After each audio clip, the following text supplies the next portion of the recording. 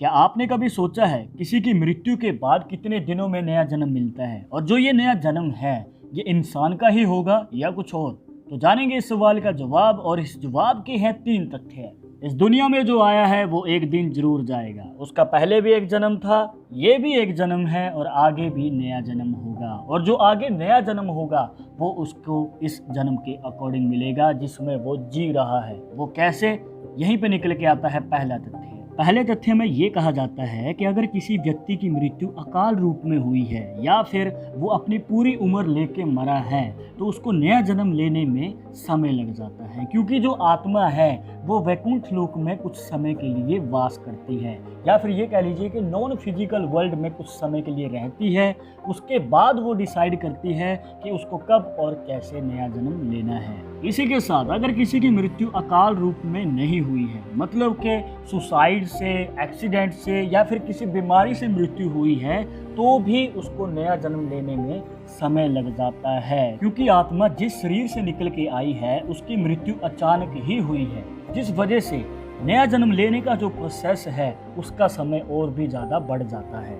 और अगर किसी ने अपने जन्म में बुरे कर्म किए हैं, किसी का बुरा सोचा है, ज़्यादातर किसी का बुरा ही किया है, तो उसको नया जन्म जल्दी मिल जाता है, क्योंकि उसको नए जन्म में पिछले जन्म के पाप कर्मों को भोगना है। और अब जरूरी नहीं है कि उसको इंसान का ही रूप मिलेगा, हो सकता है उसको किसी जानवर का रूप मिले, किसी जीव जंतु का रूप मिले। इसके बाद निकल के आता है दूसरा तथ्य। इसमें जब आत्मा शरीर छोड़ के नॉन फिजिकल वर्ल्ड में जाती है या फिर ये कहिए कि आत्मिक वर्ल्ड में जाती है, तो वहाँ पर मिलते हैं उसे सोल मास्टर्स, जो आत्मा को सिखाते हैं और बताते हैं कि पिछले जन्म के कर्म क्या थे और उनके अकॉर्डिंग उसे नया जन्म कैसे लेना है। और जब आत्मा समझने लायक हो जाती है तब वो खुद डिसाइड करती है कि उसका नया जन्म कैसा होगा, किस रूप में होगा और कैसे परिवार में होगा, और उसका नए जन्म की समय सीमा कितनी होगी, और वो तब तैयार हो जाती है नया जन्म लेने के लिए। और अब तीसरा तथ्य, इस तथ्य में हम जानेंगे कि आपकी आत्मा कितने दिनों में नया जन्म लेती है। पर इससे पहले आपको बताना चाहेंगे कि ये सब आपके कर्मों का खेल है। आपके कर्म ही डिसाइड करते हैं कि आपको नया जन्म कब और कैसे मिलेगा। और अगर आप ये जानना चाहते हैं कि आप पिछले जन्म में क्या थे, तो उसके लिए ऊपर आई बटन पर क्लिक कीजिए। इस टॉपिक के ऊपर सेपरेट वीडियो ऑलरेडी हमारे चैनल पे है, विस्तार से जानने के लिए उस वीडियो को जरूर देखिएगा। और अब बढ़ते हैं तीसरे तथ्य की ओर। इसमें 4 मत निकल के आते हैं। पहला मत, ये कहा जाता है कि आत्मा 3 दिनों में नया जन्म लेती है, इसलिए कहीं पर तीज भी मनाई जाती है। इसके बाद दूसरा मत, ये भी कहा जाता है कि आत्मा 10 दिनों में नया जन्म लेती है, तो आपने देखा होगा कि कुछ लोग 10वीं भी मनाते हैं। और फिर आता है तीसरा मत, जिसमें ये कहा जाता है कि आत्मा 13 दिनों में नया जन्म लेती है, जिस वजह से हिंदू धर्म में 13वीं मनाई जाती है। और last but not the least, यहाँ पर निकल के आता है चौथा मत, जिसमें कहा जाता है कि 1.25 माह या फिर 35 से 40 दिनों में आत्मा को नया जन्म मिलता है।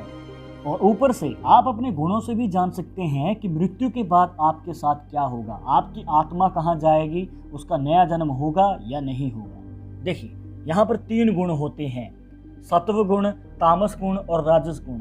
अगर आप सत्व गुण में मृत्यु को प्राप्त हुए हैं, मतलब कि आपने अपने जन्म में कभी किसी का बुरा नहीं चाहा, कभी किसी का बुरा नहीं किया, और आप अपनी संसारिक वर्ल्ड की मोह माया को छोड़ के भगवान की भक्ति में लीन रहे हैं, तो यहाँ पर चांसेस काफ़ी ज़्यादा रहते हैं कि आपकी आत्मा भगवान को प्राप्त होती है। और अगर आप तामस गुण में मृत्यु को प्राप्त हुए हैं, मतलब आपने अपने जीवन में किसी का बुरा किया है, किसी का बुरा सोचा है और गलती करने के बाद प्रायश्चित भी नहीं किया, तो आपको अगले जन्म में पिछले जन्म के कर्मों का फल भोगना पड़ेगा। और ये जो नया जन्म है कोई भी जन्म हो सकता है, किसी भी रूप में हो सकता है। इसके बाद आता है राजस गुण। जो राजस गुण में मृत्यु को प्राप्त होता है, मतलब कि किसी ने अपने जीवन में अपना ही फायदा सोचा है, किसी का भला नहीं सोचा और अपने मतलब के लिए किसी का ज़्यादा फायदा उठाया है और अपने काम को नहीं बल्कि ऐश और आराम को पहल दी है, तो उसकी आत्मा को मृत्यु के बाद जल्दी मुक्ति नहीं मिलती है। वो भूत प्रेत के रूप में अपने संसारिक वर्ल्ड में भटकता रहता है। इसलिए उसके परिवार वालों को या उसके करीबियों को उसकी आत्मा की शुद्धि के लिए और मुक्ति के लिए कर्मकांड करवाने पड़ते हैं।